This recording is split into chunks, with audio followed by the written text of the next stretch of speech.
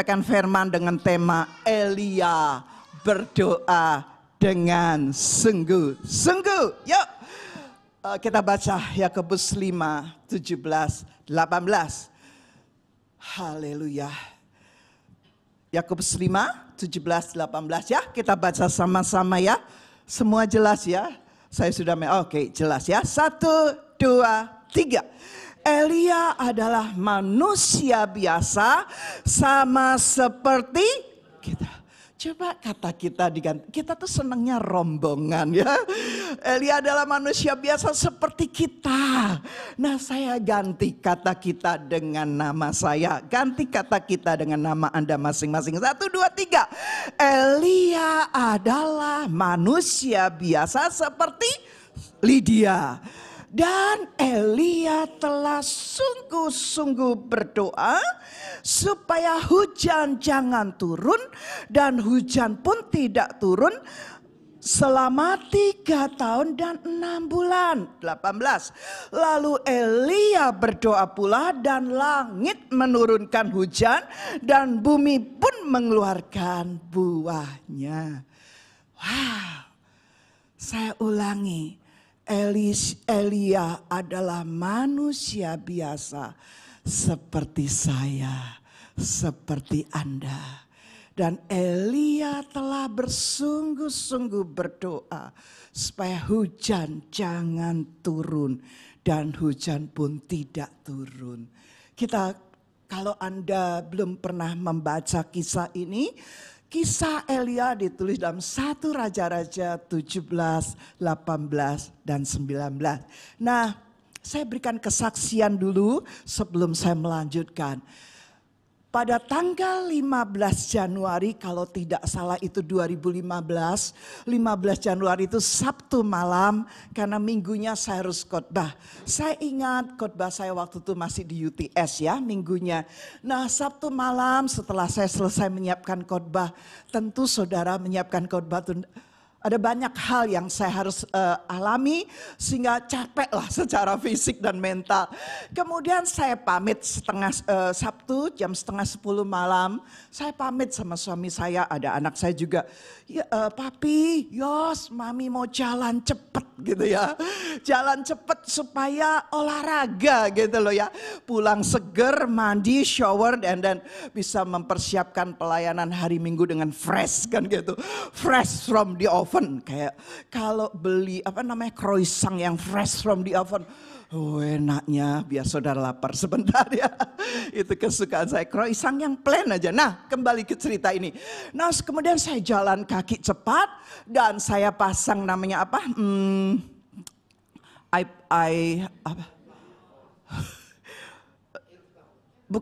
Bukan yang bisa mendengarkan. Kok bisa lupa?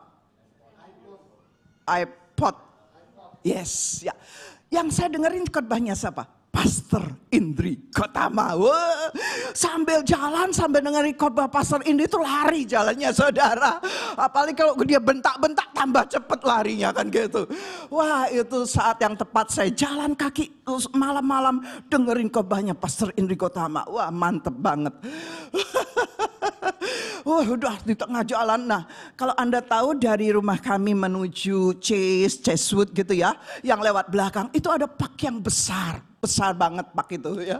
Tapi saya nggak jalan di park saudara, saya jalan di jalannya gitu loh. Cuman sebelah kanan itu park yang besar dan sebelah kiri itu rumah-rumah orang. Tiba-tiba waktu saya sedang jalan, kan saya pakai iPod ya gitu. Jadi saya kan tiba-tiba ada, hei gitu. Saya nggak dengar saudara, tapi saya tetap jalan cepat. Tapi semakin keras suara itu, langsung saya nengok. Begitu saya nengok, apa yang terjadi? Ada bule tinggi banget, badannya besar, kemudian hanya pakai, CD, celana dalam doang. Begitu saya nengok, aduh. Langsung saya lari, tapi jujur kaki saya gemetar. Saya lari, tiba-tiba dia sudah di belakang saya persis. Dan dia bilang, I catch you. Waktu begitu saya langsung balik, saya langsung tunjuk matanya. Perhatikan ibu-ibu, bapak-bapak, dengar ini kuasa, benar-benar kuasa. Saya langsung balik seketika, saya tunjuk matanya, saya bahasa roh. Wah, bahasa rohnya dengan kencang. Saudara yang belum dipenuhi Roh Kudus, perlu dipenuhi Roh Kudus. Perlu punya pengalaman khusus, karena waktu saya tunjuk matanya, saya nggak bisa bahasa akal budi. No, nggak ada ini ngeheng, ngeblank, saudara. Gemetar, mau lari juga nggak bisa. Dia sudah cut you, waktu I cut you, saya tunjuk matanya, saya berbahasa roh dengan keras-keras. Udah bahasa roh kan otak turun, otak turun. Maksudnya kemudian hikmatkan keluar, help me, itu suara saya menggelegar, saudara. Wih, tapi anehnya tidak ada seorang pun keluar. Wih, saya lebih keras lagi. Sampai saya bilang, kalau saya ingat hari ini cerita, saya aja masih gemeter loh, saudara. Saya menggelegar lagi, suara lebih keras kayaknya. Supaya adalah minimal orang yang keluar. No, dia bilang, no one help me, no one help you gitu ya. Orang gilanya malah yang jawab, no one help you, no one help you gitu. Aduh Tuhan, apalagi ya Tuhan. Oh, saya panggil polisi kan gitu ya. Manggil polisi gitu ya. Aduh. Tapi dia sudah, dari saya mundur-mundur sambil nunjuk matanya. Mungkin ini cerita Anda pernah dengar, yang belum pernah baru kali ini dengarkan cerita ini. Yang sudah pernah, saya aja semalam, langsung gemeteran. Kok bisa ya Tuhan? Aduh, pada waktu saya kehilangan semua bahasa akal budi, yang keluar bahasa roh, dan itu kuasa Tuhan. Saya percaya karena dia itu udah deket sama saya banget, tinggal saya, dia besar, dia tinggi, saya, aduh Tuhan, kalau terjadi hari itu, saya cuma polis, enggak juga. Makanya terus dia dari saya mundur, akhirnya dia bisa mengelilingi saya, karena dia mengelilingi saya terus begini ya, saya terus tunjuk matanya, dan kalau enggak ada bahasa akal budi, saya bahasa roh. And then terakhir apa yang Tuhan ingatkan, minta api. Waduh, fire come down gitu ya. Aduh, lagi-lagi fire come down. Udah gak mikir kalau dia benar-benar terbakar, saudara. Yang saya pikir untuk keamanan saya diri sendiri. Saya ingat bagaimana Allah menurunkan api waktu Elia berdoa. Jadi saya teriak lagi, fire come down please gitu ya. Sampai terus saya mundur, dia muterin saya. Singkat cerita, si orang gila, nggak tahu orang gila atau mabuk, saya nggak tahu ya. Dia bilang fire, tapi dia ngelilingi saya, fire. Apalagi Tuhan, apalagi sambil terus berbahasa roh sama apalagi Tuhan. Dia kan harus ngerti bahasa Inggris kan gitu ya. Bahasa, waktu saya berbahasa roh dia pikir mungkin ini wanita sedang menjampi-jampi saya gitu ya. Karena dia kan gak ngerti bahasa roh, bagus juga ya gitu. Terakhir saya bilang, sudah, saya bilang, sit down kan gitu. Wah udah perintahnya dengan keras, dengan sampai benar-benar dia duduk, saudara. Waktu dia duduk saya bahasa roh lagi, saya tengking, jangan berdiri sampai aku sampai rumah kan gitu ya. Aduh, kalau tiba-tiba dia berdiri, dia kejar saya, sudah gak punya harapan. Itu benar-benar posisinya di depan pak yang lampunya terang. Seharusnya ada orang lah yang keluar dengan suara yang menggelegar, mau bahasa roh menggelegar, mau come down, fire come down, semua suara menggelegar. Anehnya tidak ada satupun orang yang keluar. Dari manakah datangnya pertolongan? Pertolongan datangnya dari Tuhan. Yang setuju katakan amin. Haleluya. Itulah Tuhan kita. Amin. Bilang, itulah Tuhan Anda. Amin. Haleluya. Haleluya. Singkat cerita benar-benar dia duduk. Sampai saya ngos-ngos dulu. Ngos-ngos dulu saudara di depan dia. Dan sambil berbahasa roh. Sudah saya bilang, oke, dengan bahasa Inggris, bahasa roh. Enggak bahasa Indonesia, dia enggak ngerti bahasa roh dan bahasa Inggris. Setelah benar-benar dia enggak bangun. Dia duduk terus di situ. Bahasa Jawanya enak. Deprok saudara. Setelah dan deprok. Baru saya jalan pelan. Aduh, setelah saya jalan pelan, nafas saya mulai kembali normal. Kayaknya saya telepon apa saya sampai rumah baru telepon, baru cerita sayangku. Sampai rumah baru cerita, saya tetap jalan sampai rumah saya. Jadi tetap keliling Jesut sampai Roseville kembali. Wah, Itu pengalaman yang indah bersama dengan Tuhan. Terus saya bilang, waktu saat itu saya berdoa, kok Tuhan jawab ya? Kan gitu. Seandainya Tuhan tidak jawab pada saat itu, Ibu Gembala Anda sudah ditangkap dan diunyek-unyek loh sama orang gila. Dan saya nggak tahu apa yang terjadi. Tapi itulah Allah kita. Dari manakah datangnya pertolongan? Pertolongan datangnya dari Tuhan. Tepuk tangan bagi Allah kita yang luar biasa. Haleluya, haleluya. Nah, Elia itu artinya Allah adalah Yahweh, Allah perjanjian. Mantap. Setiap nama itu punya arti, saudara. Haleluya. Jadi kalau orang tua saya, papi mami saya memberi nama saya Lydia, tentu dia punya arti dan dia punya harapan untuk masa depan saya. Nah, Elia artinya Allah adalah Yahweh, Allah perjanjian. Arti nama Elia ini mempengaruhi gaya hidupnya, mempengaruhi kehidupannya. Sehingga peran Allah begitu nyata dalam kehidupan Elia. Dan Elia berdoa bersungguh-sungguh. Tadi saya udah awali, Elia adalah manusia biasa seperti saya. Amin. Berarti kalau Anda berdoa sungguh-sungguh dan itu dalam kehendak Tuhan, kita pasti menerima jawabannya. Nah, lanjut. Elia mengenal Allah sebagai Elohim, Allah yang menciptakan langit dan bumi. Pada waktu itu Elia berkata, hujan tidak turun selama 3 tahun 6 bulan. Benar-benar enggak turun.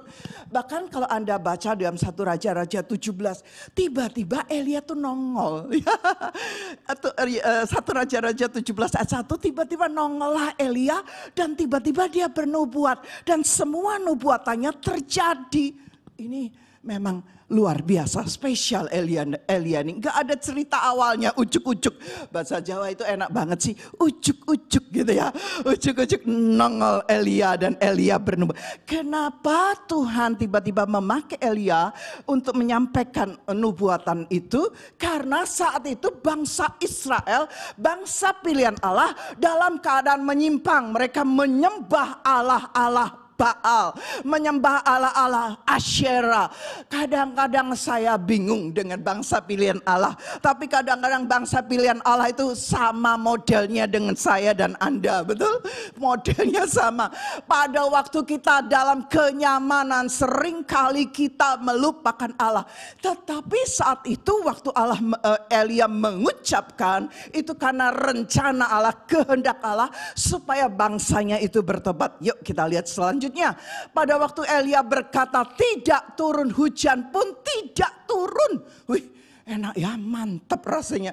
Kalau kita ngomong dan omongan kita benar-benar powerful kan gitu. Elia datang sebagai utusan Tuhan Allah yang berkuasa. Allah kita tidak hanya menciptakan langit dan bumi, tapi Allah kita juga berkuasa atas ciptaannya. Siapa ciptaannya? Anda dan saya. Kasih contoh sekarang, yang hobi mobil pasti tahu cerita ini. Tahun berapa itu? Pada saat mobil Ford yang pertama terbaru diluncurkan kan gitu. Nah, maka banyak pengunjung datang dan membeli mobil Ford tersebut.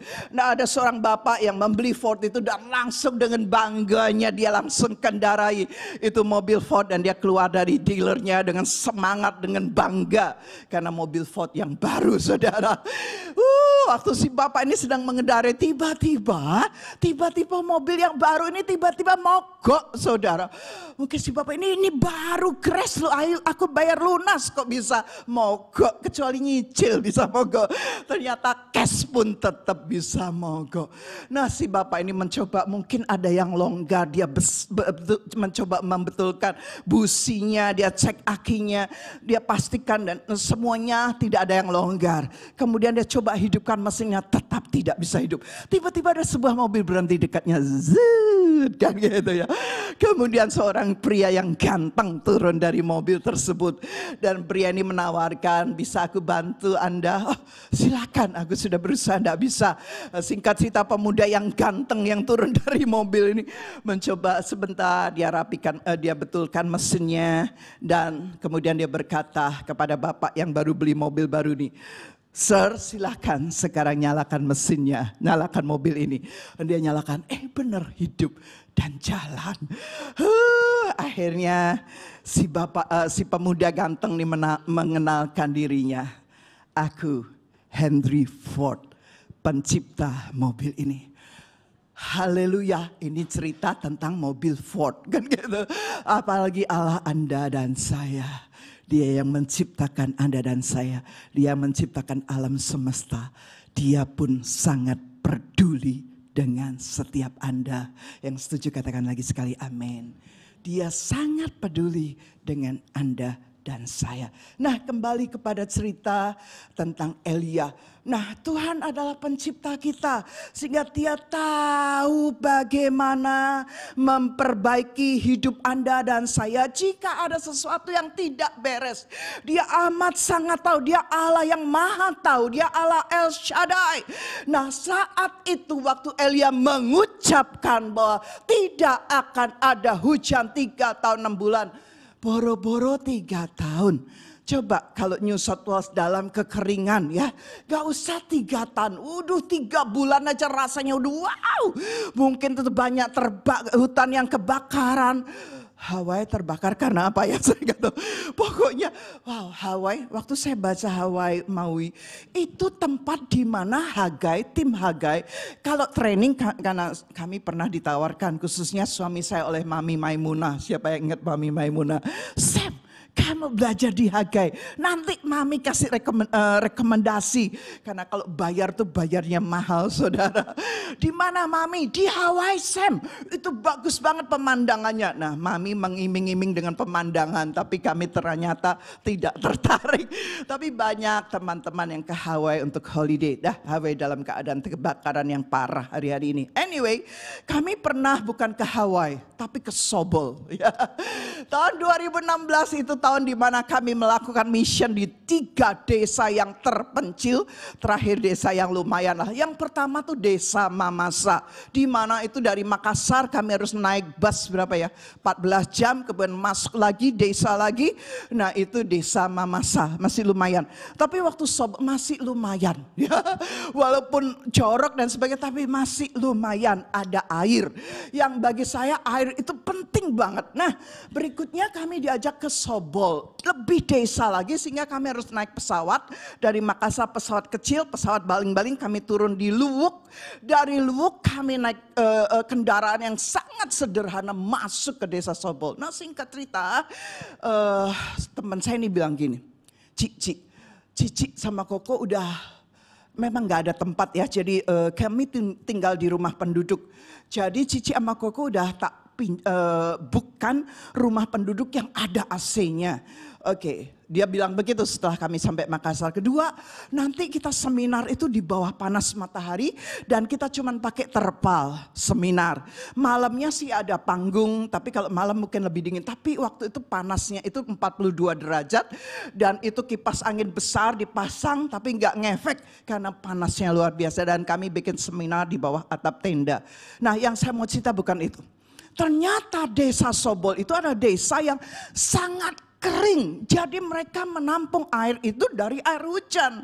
Dan bahkan tim kami yang lain cuma dikasih aqua saudara. Aqua 1 botol begini untuk mandi. Waduh saya bersyukur saya tidak dikasih aqua. Di rumah yang kami tinggalin ada AC dan airnya lumayan. Oke, kami masuk dengan sukacita. Benar saudara, dia nggak salah panitia bilang ada AC. Benar ada AC, tapi AC-nya rusak. Ya. Jadi suami saya itu kami tidur seperti Tarsan saudara. Toh cuman kami berdoa lanjut. Saya itu butuh air banget. Air bagi saya itu penting. Kenapa? Setiap pagi saya tuh selalu mandi keramas. wah segernya. Kalau mau tidur lagi, wah segernya gitu ya. Jadi saya perlu air. Nah waktu saya ke kamar mandi yang semuanya amat sangat sederhana. Ya, tapi itu benar-benar kasih. Nah waktu saya mau mandi, kemudian katanya air hujan. Saya buka, itu cuma cerit. Terus saya bilang gini, aduh gimana aku keramas ya. Saya mungkin nggak keramas, jadi saya harus keramas. Nanti shampoo-nya bisa hilang nggak dari rambut saya. Kan airnya tis, memang ada air saudara. Di situ baru saya menghargai betapa bersyukurnya kalau kita bisa punya air yang cukup. Kalau enggak pernah dibawa ke desa yang susah air, kita tuh susah mengucap syukur loh saudara. Waktu itu saya cuma nangis, Tuhan please kalau bisa diperbesar titik-titiknya kan gitu. Supaya minimal shampoo-nya keluar dari rambut saya. Aduh tapi itu pengalaman yang tidak pernah saya lupakan. Nah di tengah adalah seminar udah 42 derajat, sudah kami sauna gratis. Mikirnya gitu aja, sauna gratis, pulang dari Sobol langsung kurus kan gitu ya.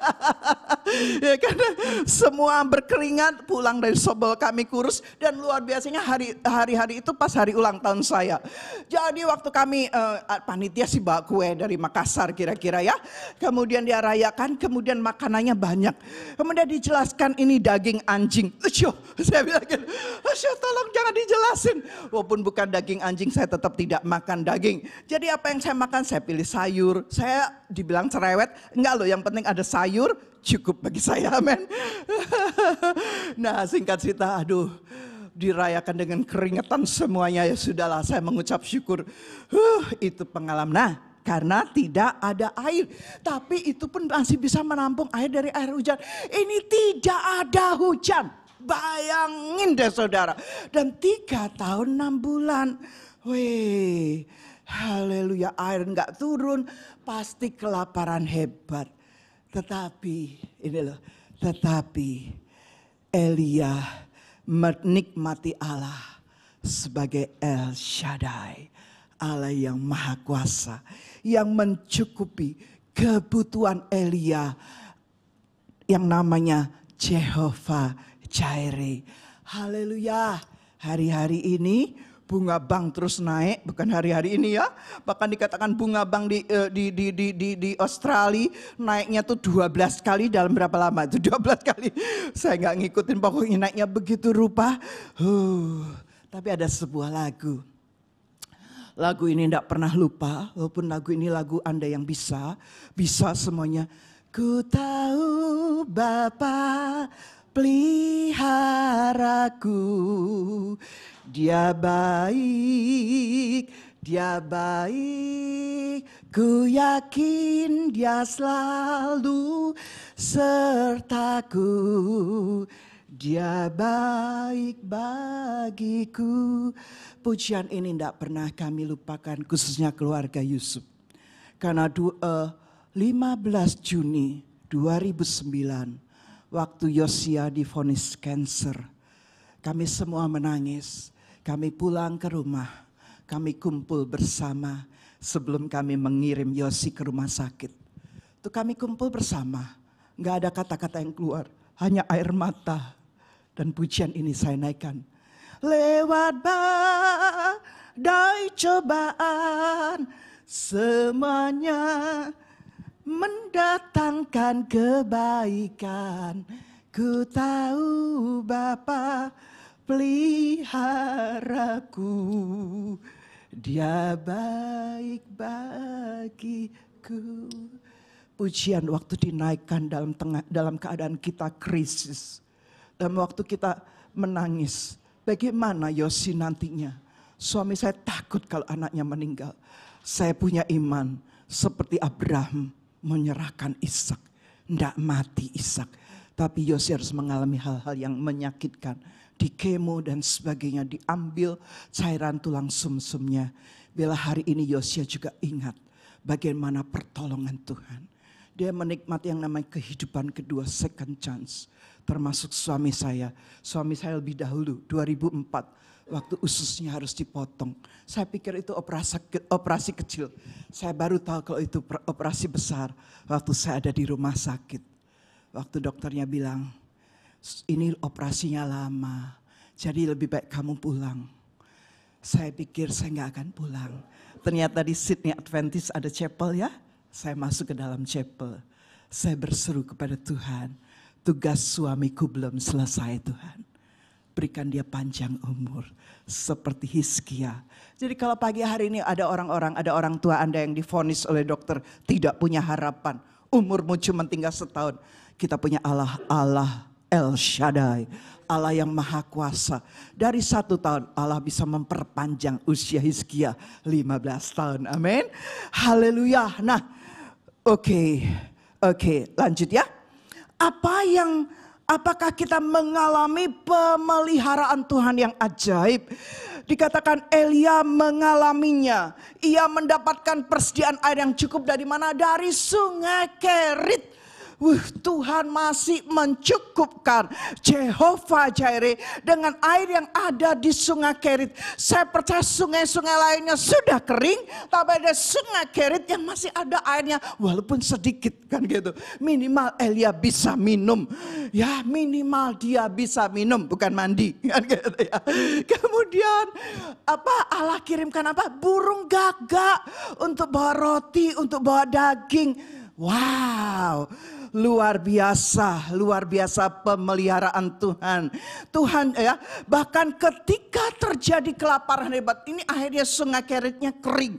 Akhirnya Allah suruh Elia ke Sarfat, ketemu dengan seorang janda, bukan janda kaya, bukan janda yang miskin. Waktu Elia ketemu wanita itu, janda itu dia sedang memungut gandum dan Elia bilang gini, "Hai wanita, buatkan bagi aku roti, ambilkan aku air untuk aku minum." Mungkin wanita ini masih punya persediaan yang sedikit, dia bisa memberikan air. Tapi waktu akhirnya Elia bilang, "Buatkan aku juga roti." Nah, si janda ini berkata, "Tuan, aku tuh cuma punya tepung sedikit dan minyak dan tepung dan minyak sedikit. Aku bikin roti, aku makan bersama anakku dan besok aku mati." Tapi saya kadang-kadang bingung, kok Elia ya tega ya tetap minta ya saudara.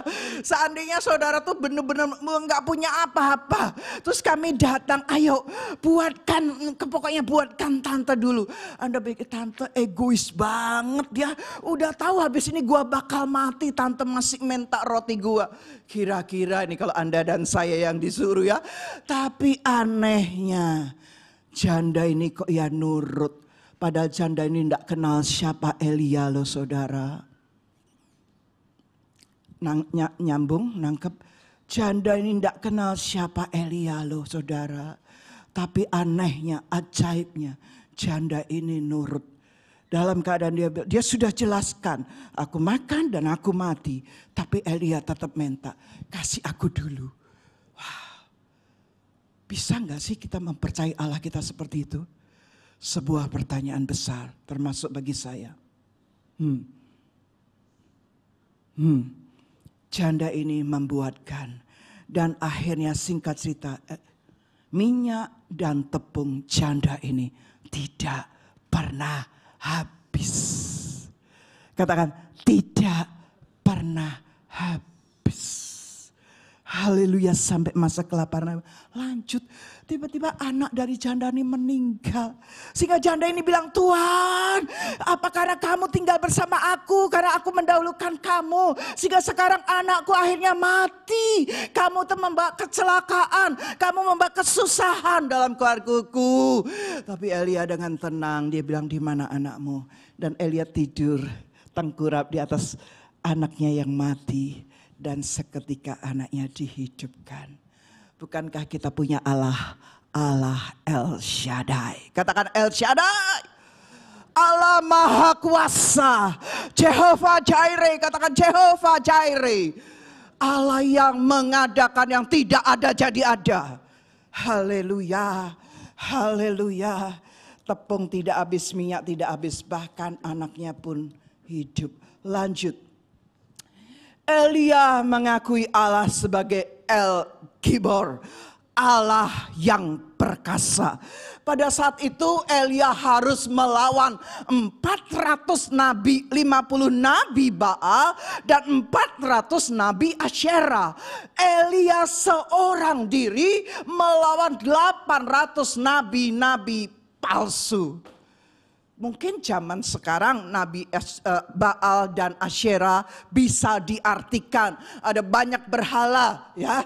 Tapi saat itu benar-benar Elia seorang diri berhadapan dengan 850 Nabi Baal Asyera. Secara logika, hitungan matematika dia pasti kalah. Ya. Tetapi karena dia tahu Allah El-Gibor, Allah yang perkasa. Katakan sama-sama El-Gibor. Katakan lebih keras El-Gibor, Allah yang perkasa. Haleluya. Bagaimana akhirnya Elia mengalami kemenangan. Jehovah Nisi, Allah panji kemenanganku. Memang pada waktu kita dalam keadaan lelah mental, fisik, kita perlu ucapkan kebenaran firman loh. Kita bilang El-Gibor, Allah yang perkasa. Kan gitu. Apalagi Jehovah Nisi, Allah panji kemenanganku, Allah yang berperang untuk aku dan aku tinggal diam saja. Keluaran 14:14. Bagaimana Elia dapat menikmati pemeliharaan yang dari Tuhan? Yang pertama, Elia membangun mezbah. Itu baca nanti 1 Raja-Raja 18 ayat 30. Oh, ada ayatnya di sini ya. Elia memperbaiki mezbah yang sudah runtuh. Sama-sama baca 1, 2, 3. Kata Elia kepada seluruh rakyat, datanglah dekat kepadaku. Maka mendekatlah seluruh rakyat itu kepadanya. Lalu ia memperbaiki mezbah Tuhan yang telah diruntuhkan itu. Singkat cerita, bangsa Israel ini kan sudah menyimpang, menyembah berhala-berhala ya. Oke, setuju. Dia menyimpang. Kemudian sampai Allah mengutus Elia. Dia bernubuat. Sudah dikasih kekeringan, kelaparan, kok yang gak bertobat-tobat tuh saudara. Kadang-kadang ya saya geleng-geleng.com. Banyak hal yang Tuhan izinkan terjadi itu tandanya cuman satu. Waktu hal-hal yang gak enak terjadi saya mulai periksa diri. Adakah hal-hal yang tidak berkenan yang saya hidupi? Kalau saya ada hal yang tidak berkenan maka segera saya bertobat dan saya minta ampun. Untuk benar-benar Tuhan mengembalikan saya kepada rencana Allah yang semula. Tapi anehnya memang bangsa ini bangsa yang bebal. Jangan ditiru bebalnya. Nanti dia bilang tubuh. Bangsa Israel aja bebal. Jadi kalau saya bebalkan maklum. Tidak ada maklum-maklum saudara. Karena kita sudah belajar dari bangsa yang bebal ini. Walaupun dia pilihan Allah, tetap Allah menghukum mereka. Nah singkat cerita akhirnya Elia bilang ayo buat keputusan hari ini. Udah 3,5 tahun nih ya. Tidak ada hujan dan kita mengalami kelaparan hebat. Sekarang buat keputusan. Buat keputusan. Pilih. Kalau kamu mau nyembah Baal, sana ikut nyembah Baal. Kan gitu ya. Tapi kalau kamu mau menyembah Allah, ya Allahku, Allah yang hidup, ikut aku. Singkat cerita ada pertandingan antara Baal dan Elia. 850 Nabi Baal melawan satu orang yang namanya Elia. Singkat cerita mereka bertoreh-toreh sudah kalau kami di Bali tahu artinya bagaimana kalau tarian kecak mereka menyiksa. Kadang-kadang kesurupan. Dan itu dikatakan memang mereka semua kesurupan. Dia toreh-toreh. Dia lukain badannya berdarah-darah. Itu gak rasa karena sedang dalam kesurupan. Karena dikuasai oleh roh-roh lain, oleh Baal-Baal itu ya. Dan singkat cerita api tetap tidak turun. Nanti Anda baca ya di dalam 1 Raja-Raja 18, saya singkat saja. Singkat cerita akhirnya Elia bilang, ayo sini kumpul. Gitu. Mari mendekat, siapa yang mau nyembah Allahku, Allah yang hidup, Allah El-Gibor, ikut aku. Dan kemudian apa yang dikasihkan? Yang pertama Allah, Elia memperbaiki mezbah. Pertanyaan Anda, pertanyaan Tuhan kepada Anda. Jawab di hati. Nggak usah angkat tangan. Nanti malu. Gini. Bagaimana mezbah pribadi Anda? Jawab sendiri ya. Bu, saya berdoa. Kalau saya sedang masalah. Bu, saya berdoa. Kalau kalau suami saya menjengkelkan. Tante, saya berdoa. Kalau anak-anak saya bikin kesel, nah saya masuk kamar tuh. Tutup pintu seperti yang Yesus ajar. Masuk kamar, tutup pintu, kunci. Supaya kita berdoa dengan Tuhan. Tapi pertanyaannya, berdoa bukan waktu Anda masalah. Berdoa bukan karena waktu Anda sakit. Berdoa bukan karena hal yang lain. Berdoa membangun keintiman dengan Allah kita yang luar biasa. Amin. Pertanyaannya pagi hari ini, bagaimana mezbah pribadi Anda dan mezbah keluarga Anda? Elia membangun kembali mezbah yang telah runtuh. Dia memulihkan mezbah yang sudah hancur dan membangunnya kembali. Bagaimana pengenalan Anda akan firman Tuhan? Ada banyak orang, Bu saya repot, Bu saya sibuk. Tapi perhatikan dalam 24 jam. Kita bisa beralasan kita sibuk gak punya waktu berdoa. Kita sibuk karena kita harus, Ibu ya enak, Ibu enggak kerja kayak saya sih. Ibu ada iluh yang bantu Bu, kami enggak punya iluh. Iluhnya nanti saya cloning saja. Jadi pulang kerja saya harus masak, harus bersih-bersih. Pertanyaan saya cuma satu. Anda tetap punya waktu untuk nonton drakor kan?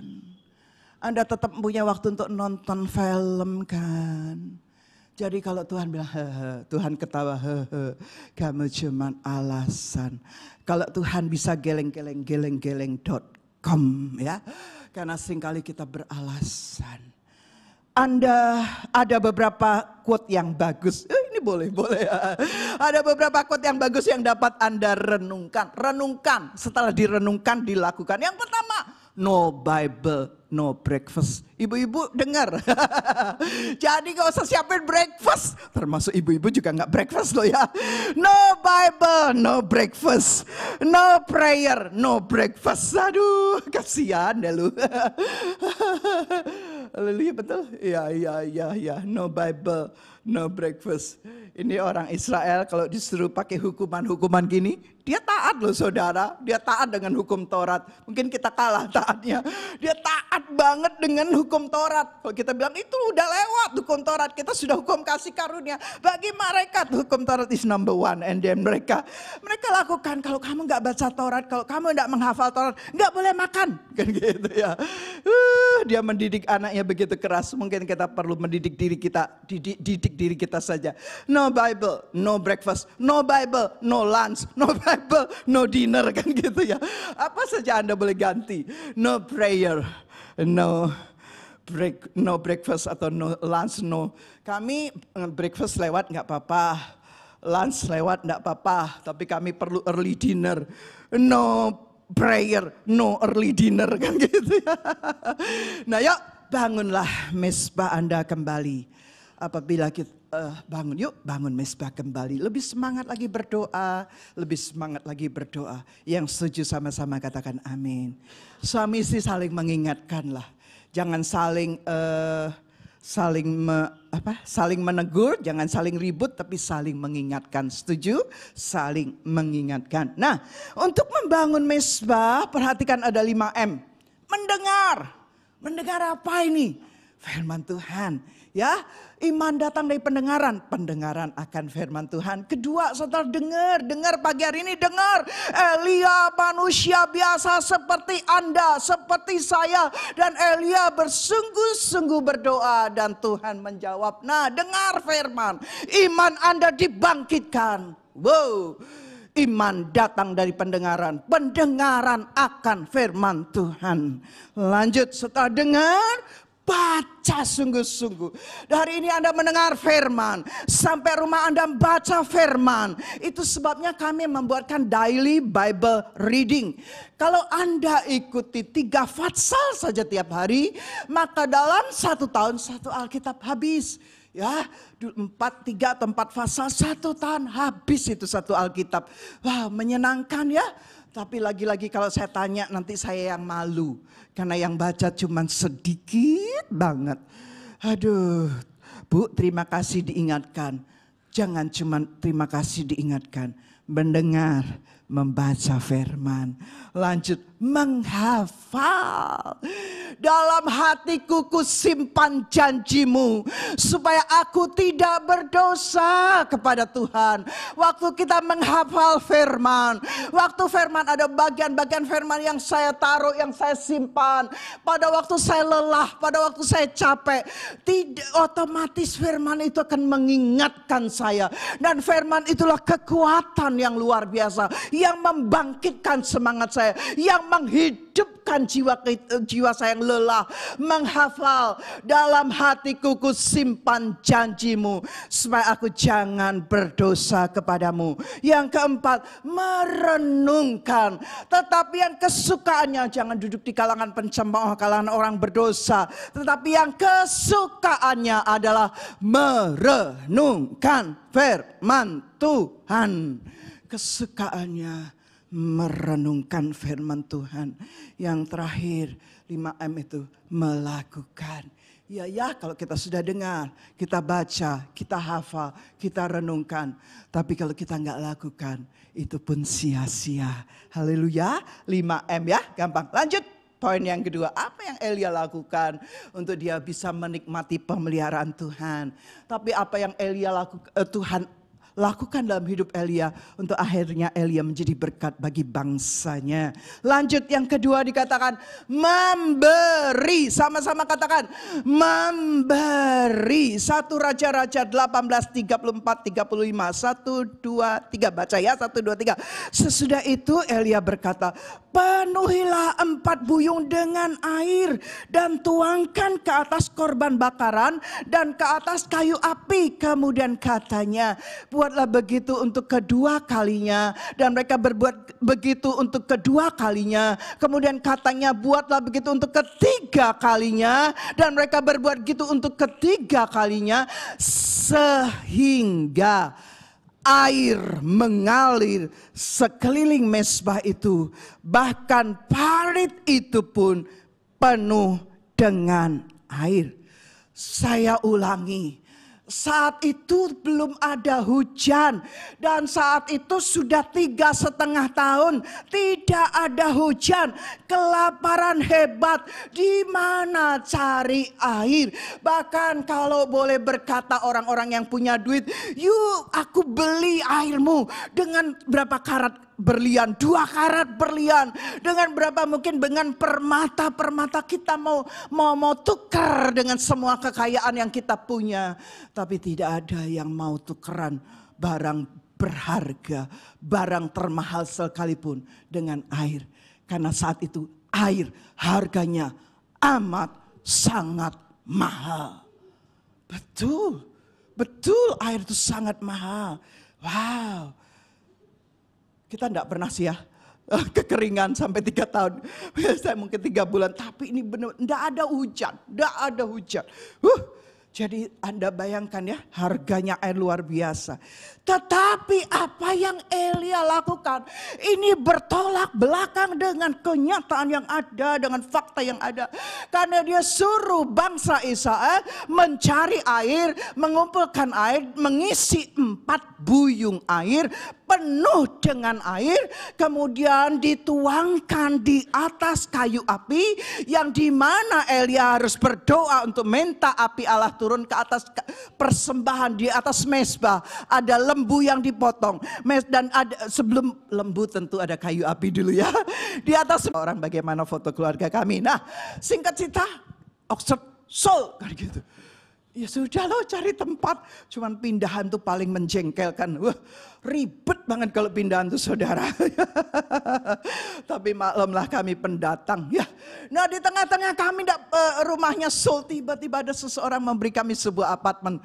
Apartemennya di mana? Baru brand new, di mana? Jesuit Regency Apartment. Wah, senengnya luar biasa. Benar-benar seneng banget. Haleluya. Kami memuji kebesaran. Itu gampang banget saudara.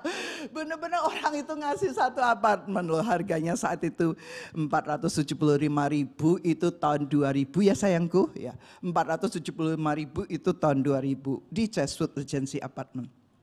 Kadang-kadang mikir, kenapa waktu itu kita ambil cashnya? Coba kita tahan, mungkin harganya. Coba otaknya ini, semua bukan untuk saya berikan untuk Tuhan kalau toh untung gitu ya. Nah singkat cerita kami diberi, tapi waktu gini. Kami tahu saat itu kami memang butuh rumah, ya tapi masih bisa nyewa.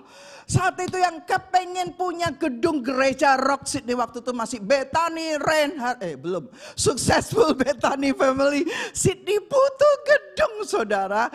Dan akhirnya waktu di doa puasa, waktu saya berdoa Tuhan buat mujizat, 5 roti 2 ekor ikan mengenyangkan 5.000 lebih dan melebih 12 pakul Tuhan. Uang kami di bank cuma sekian loh Tuhan. Berapa puluh ribu, 30 ribu. Tuhan bagaimana bisa beli gedung yang jutaan Tuhan gitu ya, nangis di doa puasa. Dulu itu semangat loh ya, ada ibadah yang namanya Jumat malam itu apa sayangku? Sydney Praise Center. Ya doa malam diganti Sydney Praise Center, Sydney Blessing gitulah, lupa. And then Sabtunya apa? Doa puasa, waduh itu penuh, doa puasa penuh. Kenapa doa puasa lebih penuh dari Jumat? Karena habis doa puasa kita makan bersama. Student kan senang kalau makan gratis ya. Siapa yang ngalami itu? Wah, student rajin datang. Karena habis puasa kita dikasih makan gratis. Jadi student tuh memang enak, enggak mikir banyak ya. Pokoknya selesai puasa dikasih makan sama om tante, bukan om tante gereja. Ibu-ibu yang masak, waduh senengnya. Nah, kemudian waktu saya selesai doa, saya serahkan ke pemimpin pujian. Atau saya berdoa menangis. Tuhan bicara kepada suami saya. Berikan apartemen barumu. Tuhan yang benar Tuhan. Berikan apartemen barumu. Itu dia bentak tanda gini. Oke Tuhan. Kalau nanti saya ngomong sama suami saya, istri saya dan istri saya bilang berikan, saya berikan. Tapi biasanya istri saya itu pakai logika. Saya lebih logika daripada rasional, saudara. Jadi dibilang kayaknya kalau saya ngomong istri saya mungkin tidak setuju Tuhan. Dan kalau istri saya tidak setuju berarti saya tidak jadi memberikan apartemen barunya ya Tuhan. Ya gitu ya. Kemudian saya duduk dan WL yang meneruskan. Terus saya bilang gini, yang Tuhan suruh waktu kamu berdoa mempersembahkan apartemen baru yang kita baru dikasih orang. Dengan sederhana saya jawab, ya kasihkan, lawang Tuhan yang memberi, kalau Tuhan yang minta, ya kasihkan. Saudara, saat waktu kami menabur, pada saat kami membutuhkan rumah, tapi kami mengutamakan Tuhan. Allah kita Allah yang setia, yang tidak pernah berhutang. Bersyukur banget sampai hari ini Tuhan mencukupi kami. Yang setuju tepuk tangan bagi Allah kita. Saya percaya pengalaman ini bukan untuk saya saja. Pengalaman ini pun untuk Anda. Pada waktu Tuhan minta sesuatu, tidak masuk akal. Karena kalau masuk akal itu bukan Tuhan. Tapi waktu Tuhan minta sesuatu yang tidak masuk akal, itu Tuhan banget. Saya tidak perlu berpikir kedua, saya cuma ya kasihkan. Tuhan yang memberi, kalau Tuhan yang meminta, beri saudara. Haleluya, berani dalam keadaan kekeringan, berani dalam keadaan minus. Nggak punya kerjaan kok tabungannya suruh ngasihkan Tuhan. Yang benar aja tante, pakai logika. Saya ini wanita logika saudara. 13 tahun saya digojlok sama bos saya dengan logika, dari nangis-nangis sampai akhirnya otaknya pinter kan gitu. Tapi semuanya saya sudah tinggal. Semua Mesir sudah aku tinggalkan dan aku hidup setia sampai mati melayani Tuhan. Loh, kok tidak ada yang tepuk tangan? Loh, bukan saya saja dong, Anda juga harus setia sampai mati, amin. Ini kok yang cepetan ya, harus turbo nih, turbo. Oke, sampai di mana? Saya selalu bikin catatan supaya saya tidak keluar dari jalur ya.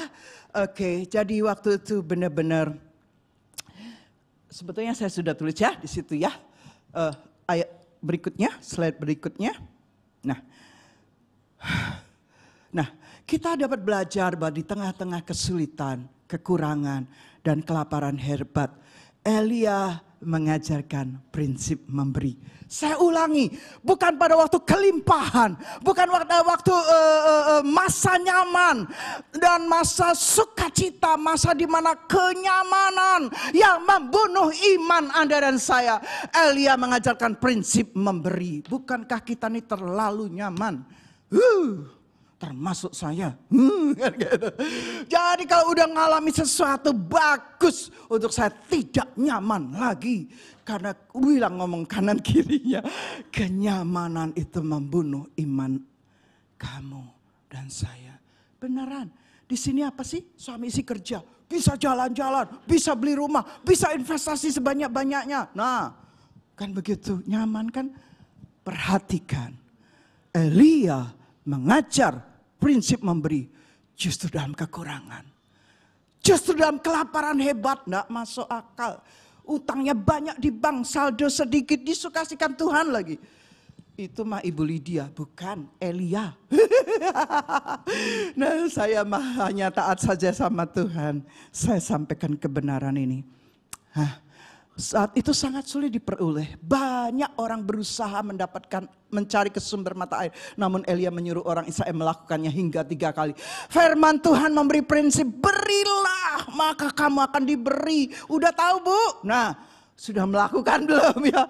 Yesus bahkan menjelaskan lebih berbahagia memberi daripada menerima. Yuk lanjut yuk, jalan Tuhan seringkali memang kita sering tidak mengerti.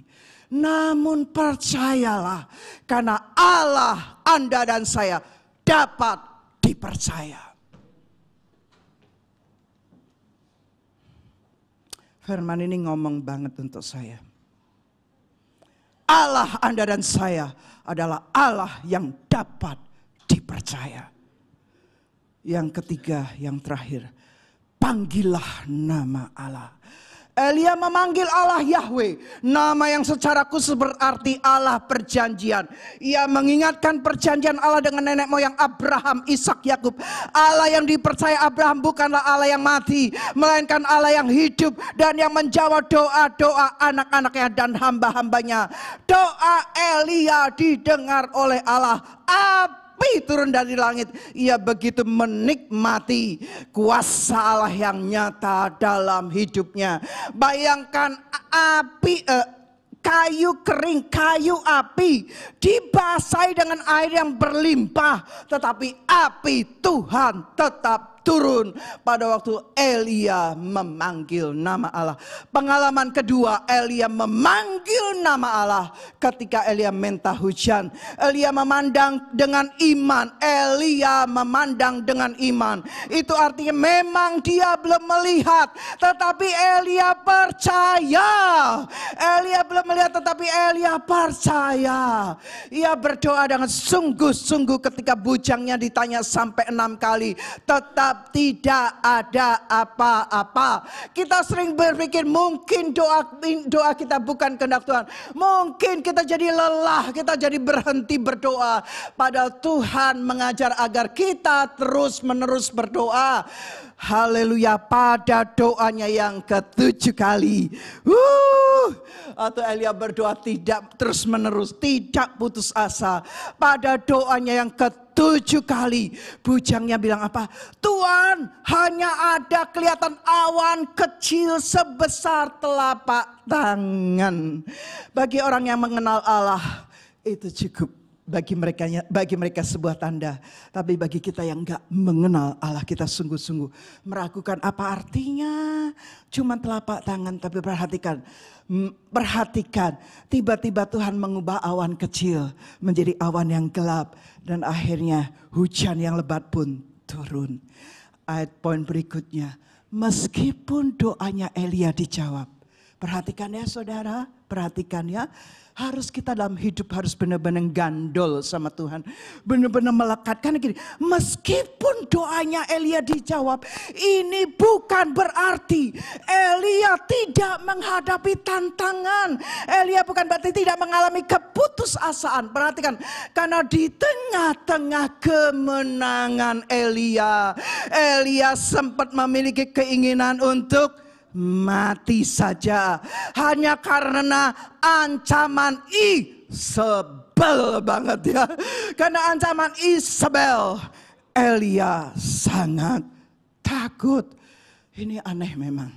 Membunuh 850 Baal dia berani. Tapi dengan satu wanita yang namanya sebel banget. Isabel sebetulnya. Isabel ya. Dia ketakutan, dia minta mati. Namun Allah yang baik itu menghibur Elia. Menyuruh Elia pergi ke Gunung Horeb. Gunungnya Tuhan. Di sana Elia bertemu dengan Tuhan secara pribadi. Dan Allah menguatkan Elia. Itu sebabnya pentingnya perjumpaan pribadi dengan Tuhan. Hanya karena Elia disuruh ke Gunung Horeb. Dan Allah menjumpai Elia. Itu yang menguatkan Elia. Akhirnya Elia menyelesaikan tugas dari Allah sepenuhnya. Sampai selesai. Lanjut lebih cepat. Haleluya. Bangkit. Ngomong sama kanan kiri. Bangkit. Haleluya. Saya ngomong dengan diri saya. Bangkit kan gitu. Maju. Masih ada tugas yang menanti. Demikian juga yang dikatakan Tuhan kepada Elia. Ada tugas yang menanti. Urapi Elisa, Hazael, dan Yehu. Tuhan akan menopang dan memiliki rencana yang indah. Akhirnya Elia diangkat hidup-hidup dengan kereta kuda yang berapi. Wow, luar biasa. Tidak main-main diangkatnya orang. Wow, luar biasa diangkat hidup-hidup dengan kereta kuda yang berapi. Bukan kereta yang ini, kereta yang di angkasa. Wow. Semakin membaca sampai wow. Kita hidup di akhirnya zaman. Apakah kita rindu waktu Yesus datang, kita diangkat di awan-awan? Yang orang berkata rapture, yang rindu lambaikan tanganmu. Yuk lakukan. Saya belajar dari kehidupan Elia. Elia manusia biasa seperti Anda dan saya. Dan dia berdoa. Dan Tuhan menjawab, kuatkan hati Anda. Jangan lengah, jangan lengah. Harus saya kerasin, karena saya seringkali juga lengah. Jangan lengah. Pandang kepada komandan kita, Yesus Kristus Tuhan kita. Dia pasti menolong. Ada berapa quote? 1, 2, 3. 1, 2, 3. 1, 2, 3. Prayer is the most important conversation of your day. Take it to God before you take it to anyone else. Lanjut. No matter how hard the situation is, pray. Bilang sama-sama. Pray. Ulangi sama-sama. No matter how hard is situation, pray. God will make a way when there seems to be no way. Terakhir, yuk saya undang petugas. Kesudahan segala sesuatu sudah dekat. Karena itu kuasailah dirimu. Jadilah tenang supaya kamu bisa berdoa. Kita bangkit berdiri.